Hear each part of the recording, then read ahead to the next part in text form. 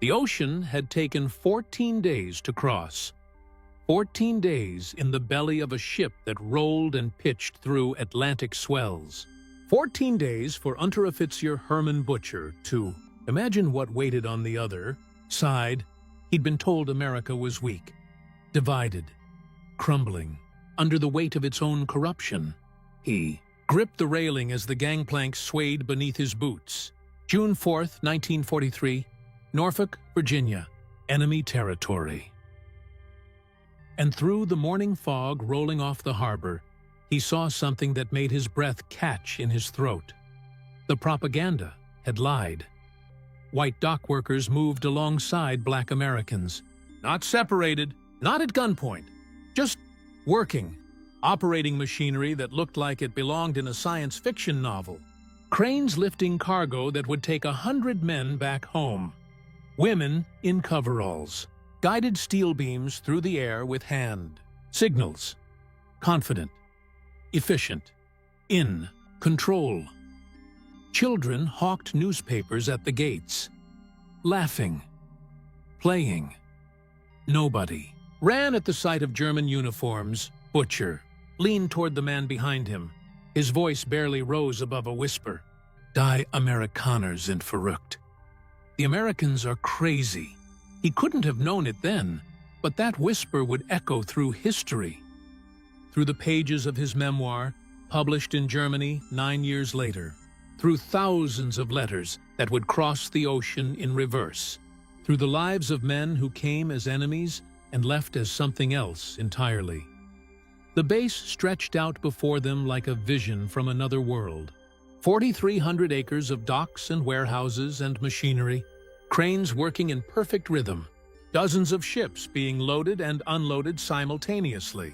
In one morning, this single port moved more tonnage than Hamburg handled in a week. But that wasn't what stopped the prisoners in their tracks. It was the normalcy, civilians wandering near military installations, not fleeing, not cowering, just there. Vendors selling coffee and donuts within sight of warships preparing for war. A brass band playing swing music at a nearby rally. The notes drifting across the water like they had nowhere better to be. 2,500 men of Rommel's Africa Corps stood in formation on American soil. The first wave of what would become nearly 500,000 German prisoners scattered across the United States by the time the war ended.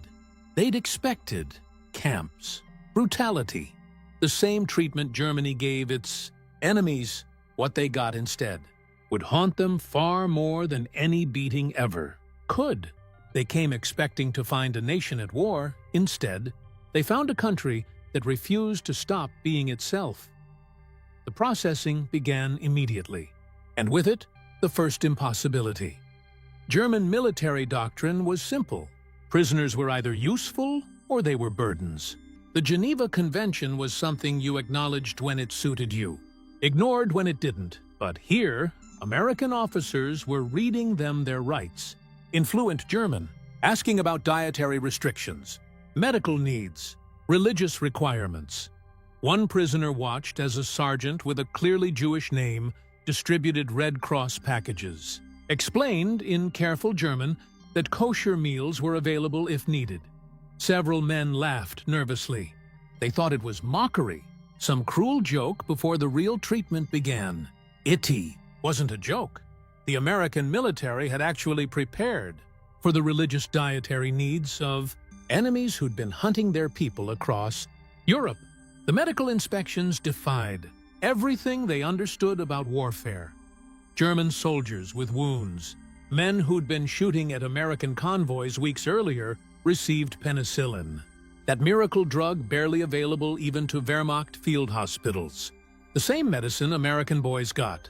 A Swiss Red Cross inspector would write in his July report, medical treatment provided to German prisoners equals or exceeds that given to American military personnel.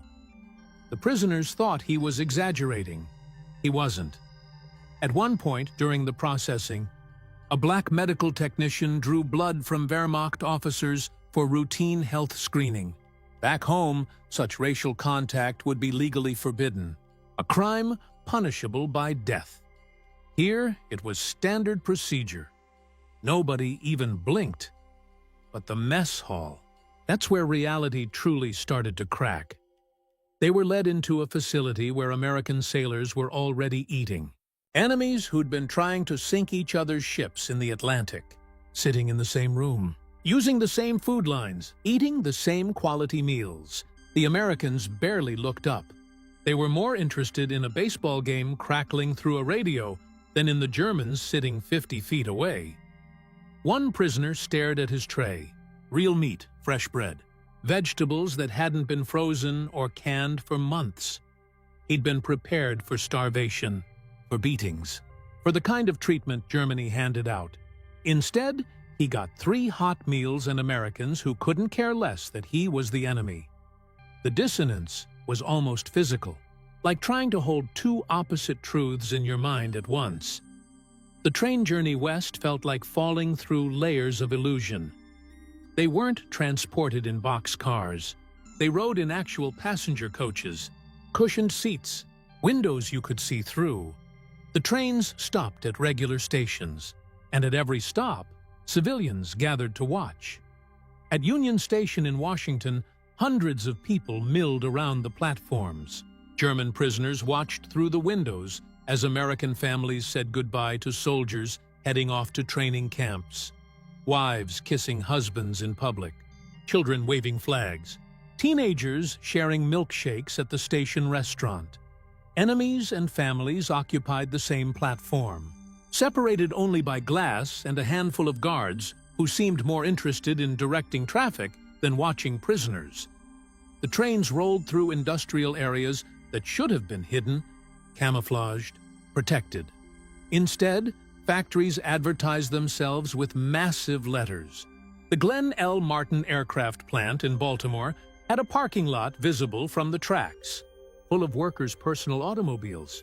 Not army trucks, private cars. The prisoners could count B-26 bombers lined up for delivery. Row after row. No attempt at concealment. No paranoia. Just American industry operating in plain sight of enemies who'd been trying to destroy it. Through Pennsylvania, the countryside glowed orange at night. Blast furnaces running continuous shifts. Steel mills that never stopped. Coal mines feeding the hunger of a nation that seemed to have no limits. Workers lived in actual houses, not barracks. Individual homes with gardens and electric lights in every window. Radio antennas on every roof. At a stop in Harrisburg, German officers watched the shift change at a nearby factory. Men carrying lunchboxes, wearing leather shoes, wristwatches on their wrists, climbing into personal vehicles. One worker tossed away a half-eaten apple, opened his lunchbox and pulled out a fresh one. Hermann Böttcher watched this happen. Watched a laborer throw away food, and something inside him began to break. Back home, men were fighting over scraps. Here, workers were so well fed, they could afford to be wasteful. Camp Hearn, Texas, December 1942. 720 acres in Robertson County, built to house 4,800 German prisoners in conditions that would exceed what most of them knew as civilians. The barracks had electric lights, not oil lamps, electricity, indoor plumbing with hot water heaters, flush toilets in every building, individual beds with actual mattresses, sheets, blankets, not straw pallets on dirt floors, recreation halls with ping-pong tables, musical instruments, libraries stocked with books. A Swiss inspector would note in his August 1943 report that conditions at Camp Hearn exceeded Geneva Convention requirements and surpassed the living conditions many of these men had known in peacetime. Germany, Lieutenant Colonel Cecil Sykes addressed the arriving prisoners in fluent German. He'd studied the language at university before the war. He explained the rules. But then he said something that made no sense whatsoever. The prisoners would govern themselves within the compounds. They'd elect spokesmen, organize their own activities, manage their own schedules. Self-governance for enemies. It was either weakness or a trap. There was no third option. The camp hospital contained equipment many German civilian hospitals had never seen: X-ray machines, surgical suites, dental equipment, pharmaceutical supplies that included the new wonder drug everyone was talking about. When a prisoner named Georg Gärtner developed appendicitis in September 1943, he received surgery within hours, performed by an army surgeon from Dallas, with German POW medical staff assisting. He woke up in a clean bed with real painkillers. Not dead, not left to suffer, treated like he mattered. But nothing, absolutely nothing, prepared them for the canteen, a store where prisoners could purchase goods with scrip they earned from voluntary labor. Cigarettes, chocolate, soap, writing materials, musical instruments, art supplies. The idea that enemy prisoners could shop, could choose, could have luxuries beyond basic survival. It scrambled every wire in their military minds. By September, severe labor shortages meant prisoners could work outside the camps. Throughout Texas, German POWs found themselves employed in agriculture and non-military industries. They earned 80 cents per day, the same base pay as American privates. At the King Ranch near Kingsville, they encountered American agriculture on a scale that defied comprehension: 825,000 acres, larger than Rhode Island. German prisoners worked alongside Mexican-American vaqueros, some black ranch hands. The racial mixing contradicted every Nazi theory about hierarchy and purity. But what really stunned them was the mechanization. A single combine harvester replaced dozens of workers. Trucks, not horse-drawn wagons, moved crops. The ranch even used aircraft, small civilian planes, to survey cattle herds. The foreman, Richard Kleberg Jr., treated German POWs like temporary employees, not enemies, just workers. At cotton gins throughout the region, they witnessed processing speeds that seemed impossible. The Hearn cotton oil mill processed more cotton in a single day than German textile mills handled in a month. Yet workers took regular breaks, ate full lunches, listened to radios while working. Productivity through good treatment, not through fear. The concept was revolutionary.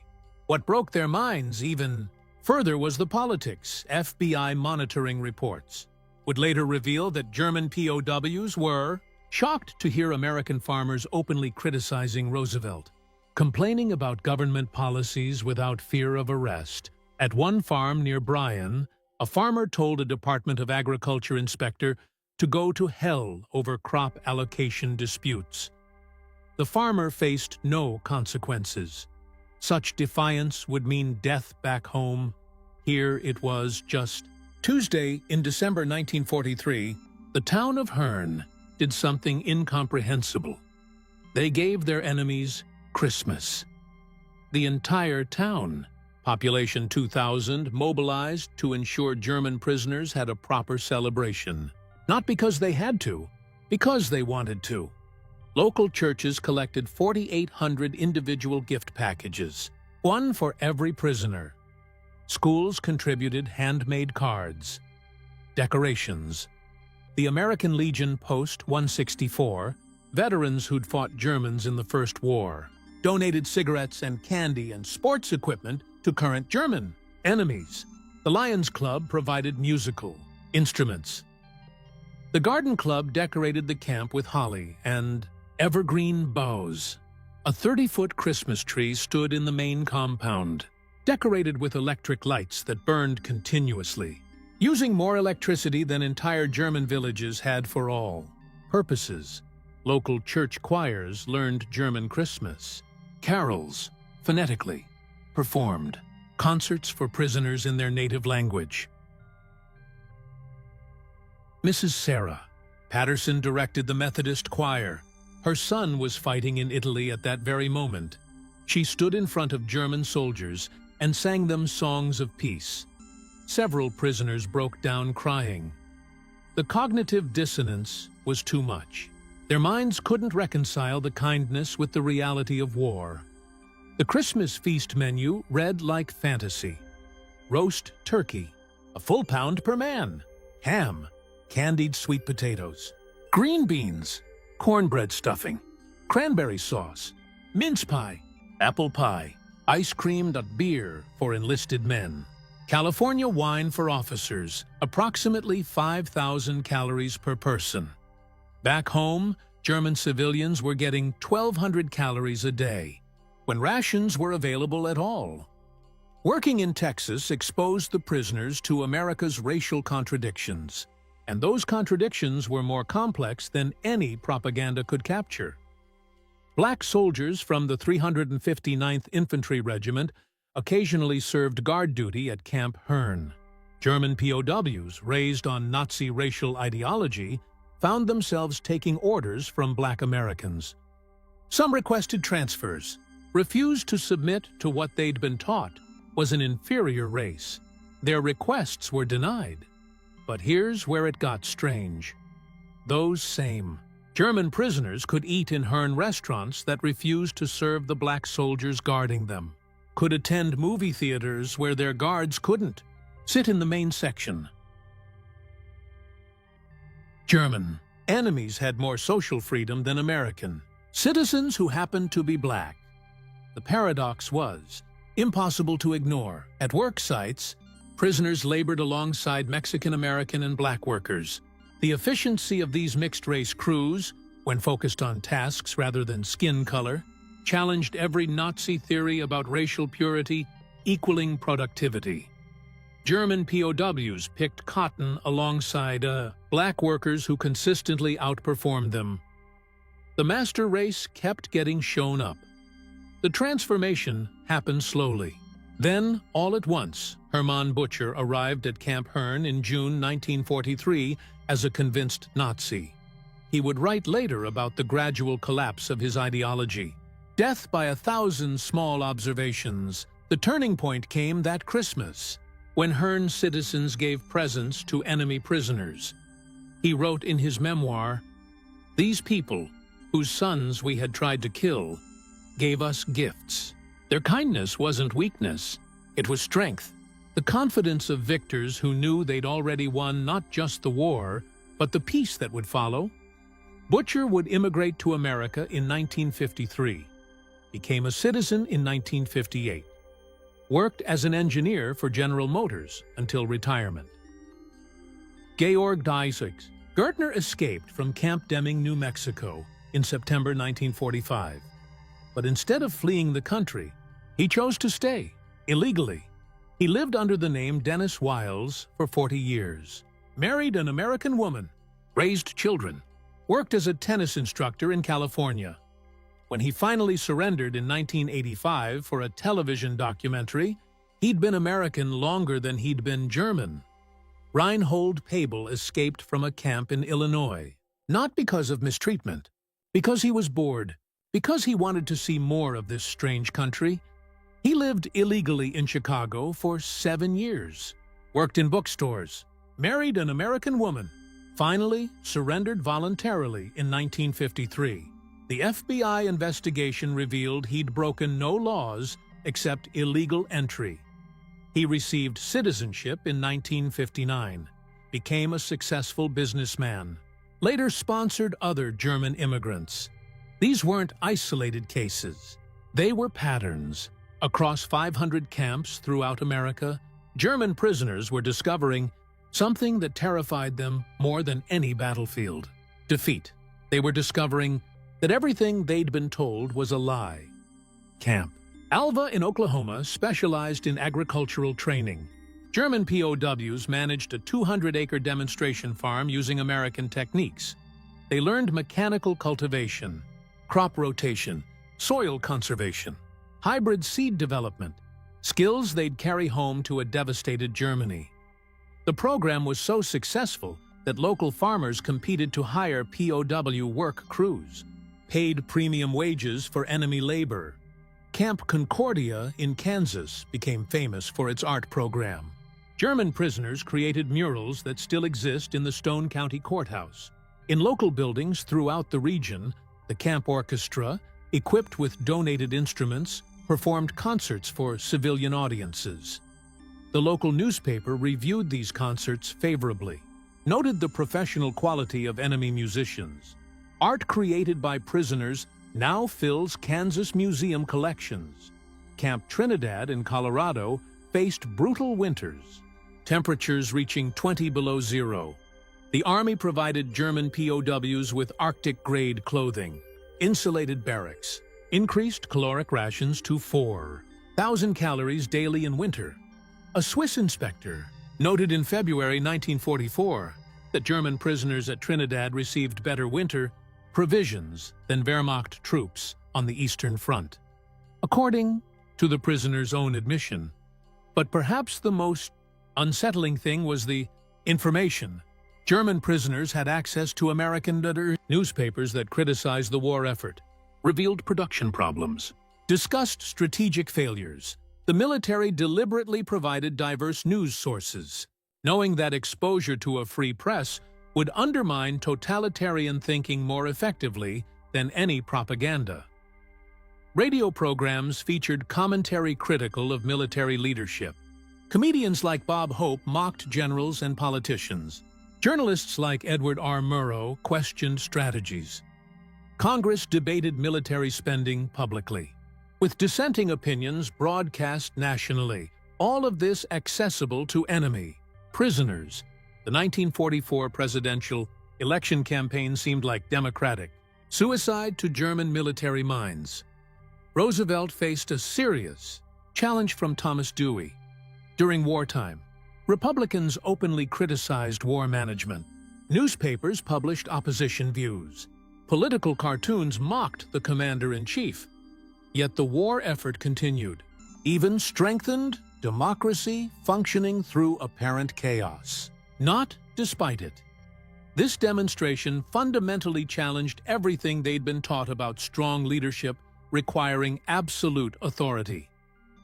By late 1944, a sophisticated re-education program was underway, though prisoners only knew it as voluntary education. The camp library at Herne grew from 500 books to over 5,000, including works by German authors banned by the Nazis. Thomas Mann's The Magic Mountain, Erich Maria Remarque's All Quiet on the Western Front, works by Jewish authors that would have meant death to possess in Germany. Sam Houston State Teachers College provided correspondence courses. 340 German POWs enrolled in English, American history, mathematics, agricultural science. Professors visited monthly to conduct lectures and examinations. Prisoners published their own newspaper called Der Spiegel, The Mirror. Early editions from 1943 echoed Nazi propaganda.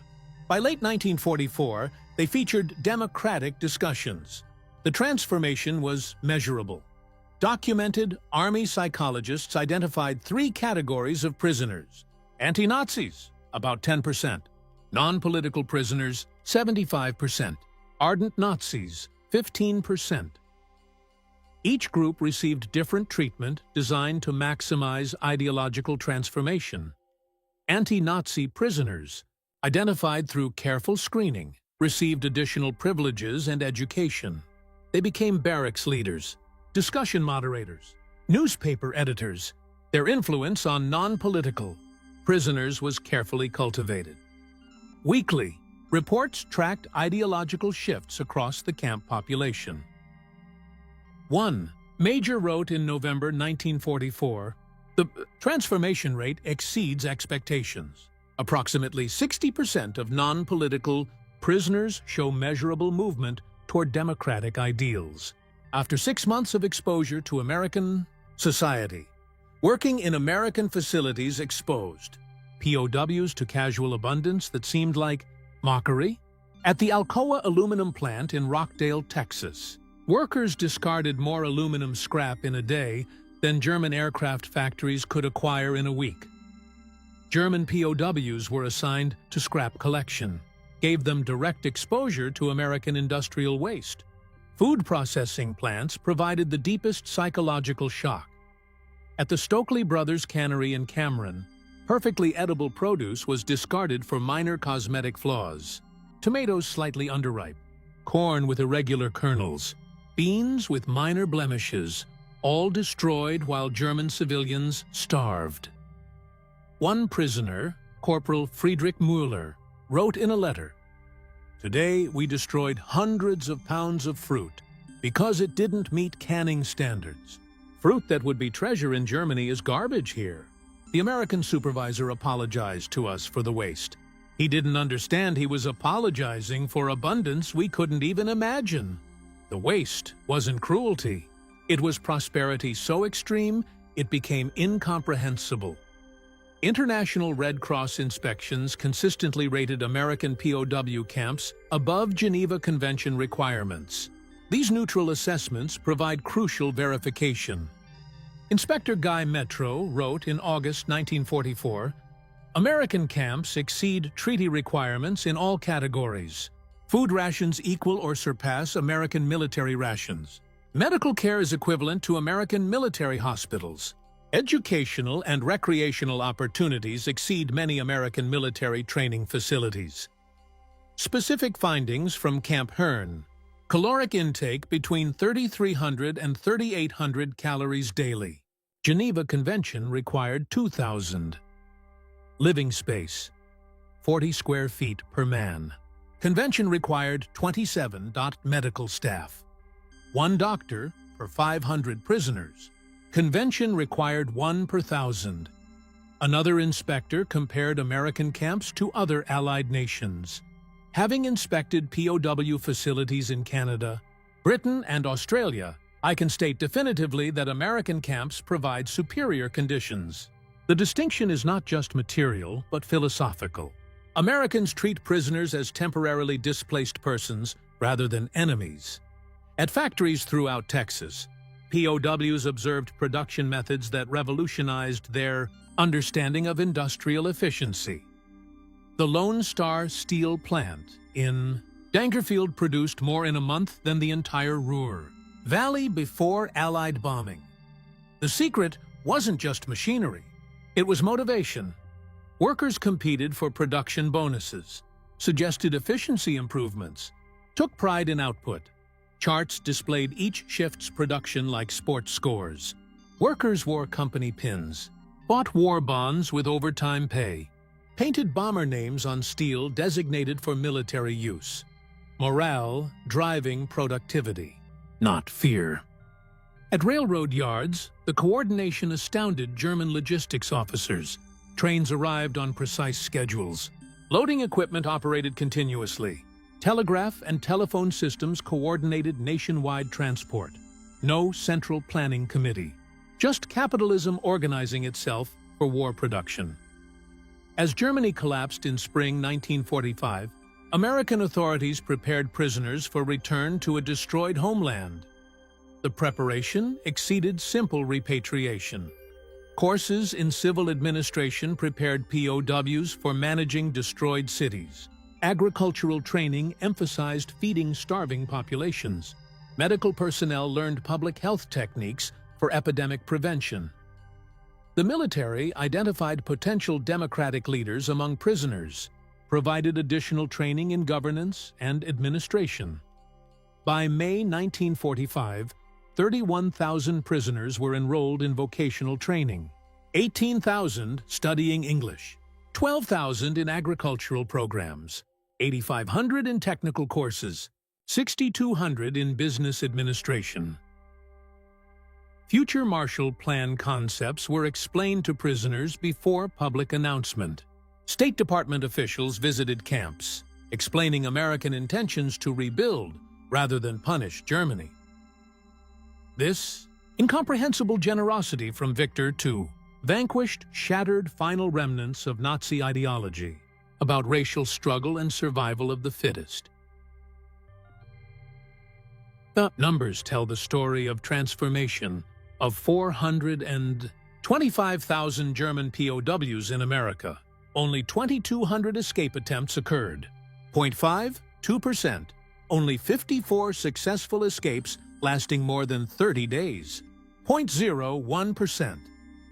Sabotage incidents, 7 confirmed cases, 0.001%. Work refusals, 178 documented incidents, 0.04%. Voluntary labor participation, 87% of eligible prisoners. Post-war surveys conducted by American occupation authorities found 74% of returned POWs held favorable views of American democracy. 61% supported Marshall Plan aid when announced. 55% advocated for a German-American alliance. 38% expressed desire to immigrate to America. 23% maintained correspondence with American families. 5,000 former POWs legally immigrated to America in the 1950s. 92% became citizens within the eligible time frame. Their success rate, measured by employment, home ownership, and lack of criminal records, exceeded general immigrant populations. The influence of returned POWs on West German Reconstruction is well documented. 48 became members of the Bundestag. 312 served as mayors or city councilors. 1,847 worked in agricultural modernization. 2,341 taught in reconstituted schools. 4,165 managed businesses using American methods. Hans-Georg von Studnitz, former POW and later German industrialist, told American historians in 1965, "We returned from America with more than memories. We brought knowledge of how democracy functions, how free markets operate, how diverse peoples cooperate. We had seen the future, and we knew it worked." Camp Hearn closed in December 1945, but the connections endured. Christmas cards arrived annually for decades. Former prisoners writing to former guards, to families who'd shown them kindness, to a country that had transformed them. The last known prisoner from Camp Hearn died in 2001. The letters stopped, but the legacy remained. In 1984, on the 40th anniversary of D-Day, 50 former Camp Hearn POWs returned to Texas. The local newspaper covered the reunion extensively. Former enemies embraced former guards. Wehrmacht veterans placed flowers at the American Legion Memorial. Fritz Zimmermann spoke for the group. "We came as enemies, believing in racial superiority and national destiny. We left as friends, understanding that democracy's chaos is its strength. That diversity creates rather than weakens unity." The story of German POWs in America represents one of history's most successful transformations. Not through propaganda, not through force, but through simple exposure to reality. They came expecting brutality. They found abundance. They came expecting persecution. They found kindness. They came expecting to be treated as Nazis taught them enemies should be treated. Instead, they were treated like humans, and that humanity, more than any battle, won the peace. The prisoners didn't just witness American power. They experienced American values. They didn't just observe democracy. They participated in it. They didn't just learn about freedom. They lived it, even behind barbed wire. America's greatest victory wasn't on the battlefields of Europe. It was in the prison camps of Texas and Oklahoma and Kansas, where enemies became advocates through the simple act of witnessing American reality. The sights that stunned them were unusual only to eyes trained by tyranny. To American eyes, they were just life, messy, imperfect, but free. The German prisoners came expecting to find enemies.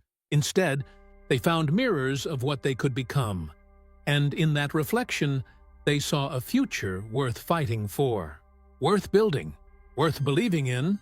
Those unusual sights changed individual prisoners, changed the trajectory of nations, laid the foundation for the Atlantic Alliance, for the Marshall Plan, for the democratic reconstruction of Europe. Their transformation proves that sometimes the greatest victories are won not through destruction, but through demonstration, not through propaganda, but through reality, not through hatred, but through humanity. The unusual sights German POWs witnessed in America became something far more powerful than military might. They became the foundation for peace. And that peace echoes still